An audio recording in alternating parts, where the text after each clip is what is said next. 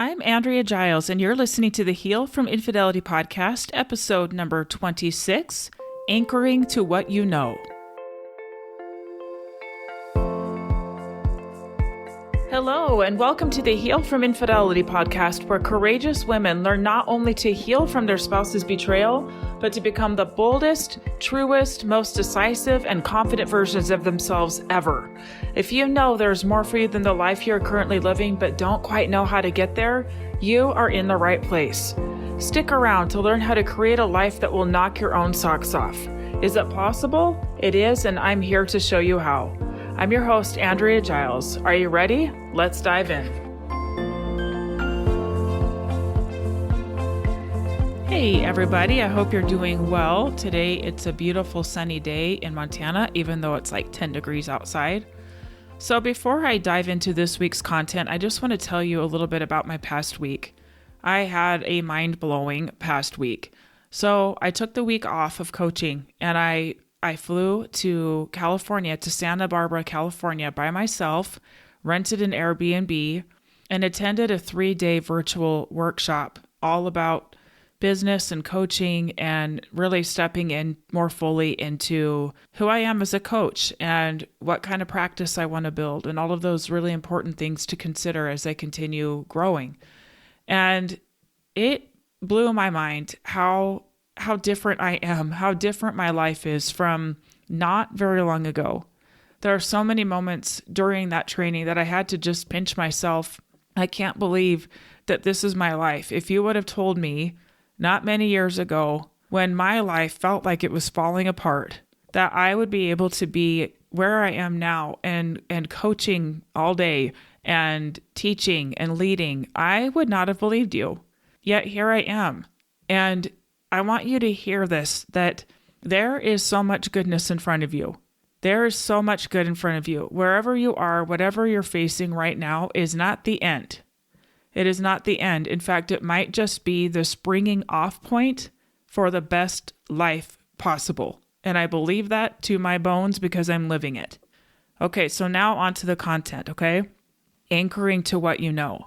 So I want to tell you a little story that I heard years and years ago that has stuck with me throughout my life. So as a young girl, like when I was like 12, young woman, I would go to camp every summer. And one year at camp, there was one of the leaders that got up and talked about a time where she was driving and she got really, really lost. And she finally got to the point where she pulled over. She was so lost and scared and confused and didn't know where she was. And this was back in the day where we didn't have phones. We didn't have GPS, right? She was just lost. And as she sat there pondering, what do I do? The words came to her to go back to what you know. Go back to what you know. And so she used that to retrace all the different places. Like, this is where I started. This is where I went next. This is where I went next. And just pausing and stopping the confusion of what she didn't know and going back to what she did know cleared it up for her. And she was able to find her way back to where she started and go from there. Now, as you know, I'm all about understanding the mind, understanding the brain. And what happens when we are faced with different decisions or any number of things throughout our days is our brains always want to freak out about the things that we don't know. Our brains love certainty. They want to know. And so if there's something that we don't know, our brain will like freak out and point out all the things that you don't know and try to keep you confused, try to keep you stuck, because moving forward feels threatening to our brain. Moving forward means making a decision, taking action, moving forward, changing something, rocking the boat. And our brains really like certainty. Our brains just want to know, like, this is what's going to happen today, and this is what's going to happen tomorrow. Our brains are very boring and predictable, or they want to be. Our brains want to be boring and predictable. So when things come up that present a challenge or a question, our brain automatically goes to, oh no, what about this? What about this? This might happen. This might happen. Are you sure you want to do that? And it can offer us so much confusion to where we're just spinning out an indecision. Anybody understand that? I know I can raise my hand and say, yes, I get that. So I want to talk today about the power in going back to what you do know. First of all, when there's a problem that's presented, you see this problem, and if you direct your brain, what do we know? What information do we have? It can automatically plant your feet back under you and help you feel more grounded. Okay, I do know this. I do know this. I know this. Okay, and you're giving your brain data. You can then address the things that you don't know, but by starting with what you do, you're getting yourself into a more calm, responsive place where you're feeling open. You're not as closed down or needing that certainty that it's just, you got to do it this way or this bad thing's going to happen. It takes away the urgency to need to know exactly what's going to happen. So as I've been preparing for this podcast, I have thought of a few different examples to use, some from my own life and some from other people, kind of general concepts, okay? So many times, I would say probably most of the time, when we're faced with a really big decision, we want to look outside our own brain. We want to look for certainty. We look for people who have done it, right? We look for people who can be mentors, who can be guides. We want to know that it's going to be okay. We want somebody to say, "Hey, I've done it. I've been there, and it's fine. It's going to go this way." But here's the thing. When it comes down to it, down to that final, like taking that step forward or taking that jump or whatever it is us that has to dig deep and make that decision to move forward despite sometimes major discomfort. And as I have looked back over my own life, when I look at some really pivotal times, which I've shared some of this on this podcast, but when I look at really pivotal times where it felt like everything was on the line, I could consider other people's opinions, and I often did, and I often pulled myself away from my own opinion because I thought that other people knew better than me. But when it came down to it, when it really came to making the decisions and moving forward, I did it because inside of me, I went back to the things that I knew. The things that I knew were knew to be real, knew to be true, knew were accurate to me. I think of like a marathon runner, okay? A marathon runner can have the best support. They can have the loudest cheerleaders along the sides. They can have the best coaches to get them in prime shape. They can have the best nutrition, so they have a prime body, all the things. But in the end, when that marathon runner is running that race, especially when it gets really hard, there's not a single soul that can get them across that finish line but them. They have to dig and find the courage and find the strength to do this painful thing and keep going and cross that finish line, right? There's something in them. It is not external, it's internal. There's something inside of them that makes the pain worth it. That makes them go, I'm all in, I'm going to keep going. It's because they have that answer inside of them.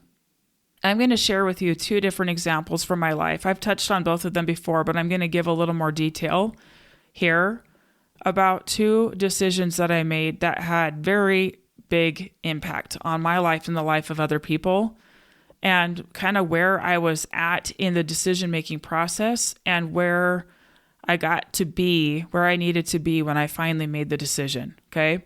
First was deciding to stay married or not. It was grueling. I was in a lot of pain. I was suffering a lot. I was worried about my kids. I was worried about the long-term impact. I was worried about getting it right. So much pressure to get it right. I did not want to hurt him.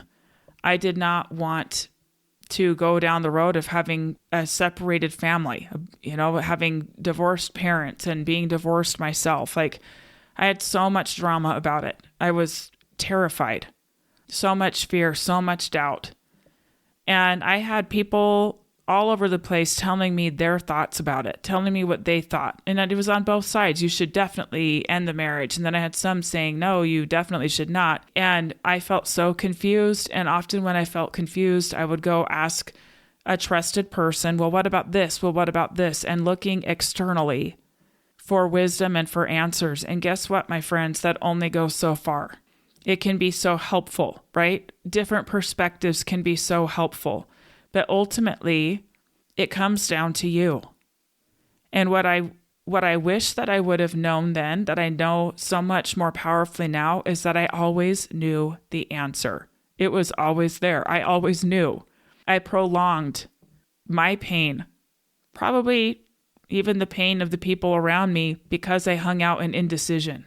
I felt so nervous. And so I would look outside of me, round and round I went, and then get different opinions, and then come back and reevaluate and reassess. And I would tell myself, I already knew, like I already had the answer. And what actually got me on the other side to where I did end the marriage and really truly moved forward from it was going back to what I knew. It was digging deep and asking myself the questions, asking myself what I wanted, asking myself what I truly thought was the best decision for myself and everyone involved. And I always had the answer there. And of course, if you've listened to this for a while, you know that I'm religious and I would always go to in prayer. But even still, I feel like I was given confirmations of what I already knew. Things that I already knew from my own smart, wise brain. I already knew the answer. You do too.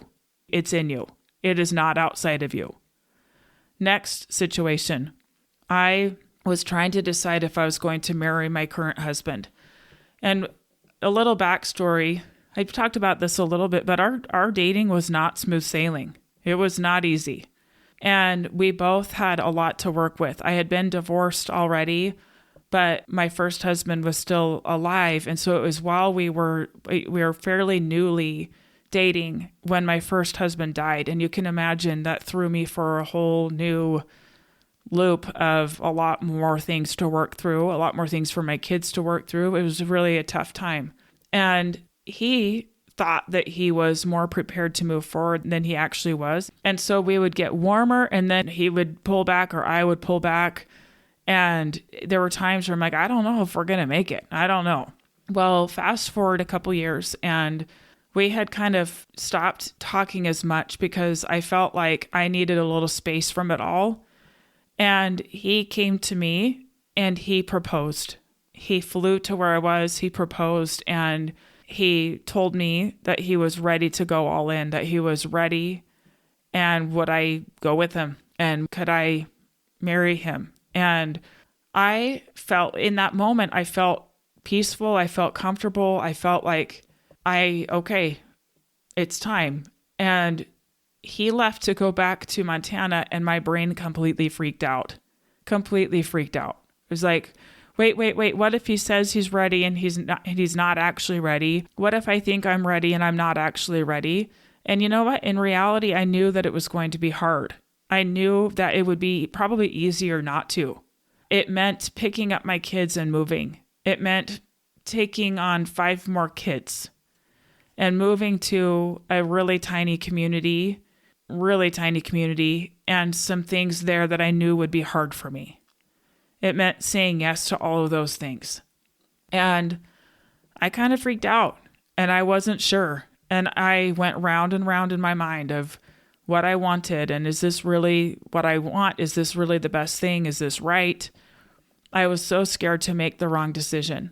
And once again, I remember a moment where I was just sitting with myself and asking myself what I knew. What do I know? What is true here?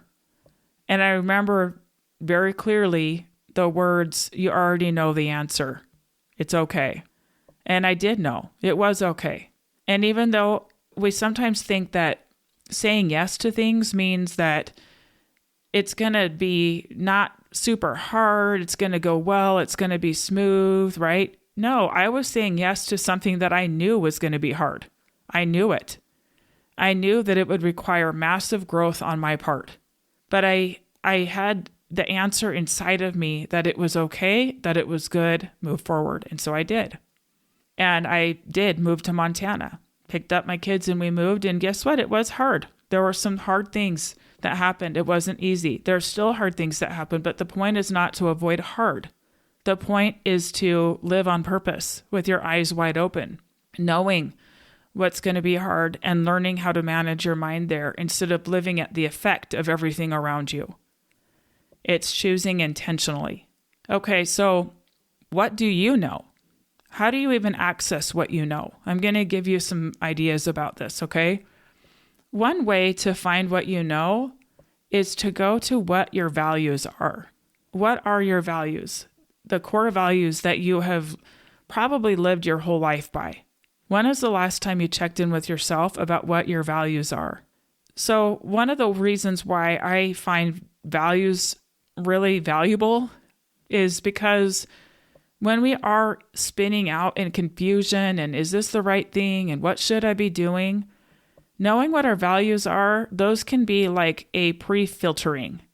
You can run whatever it is through that filter and it can kind of pre-screen what you say yes and what you say no to.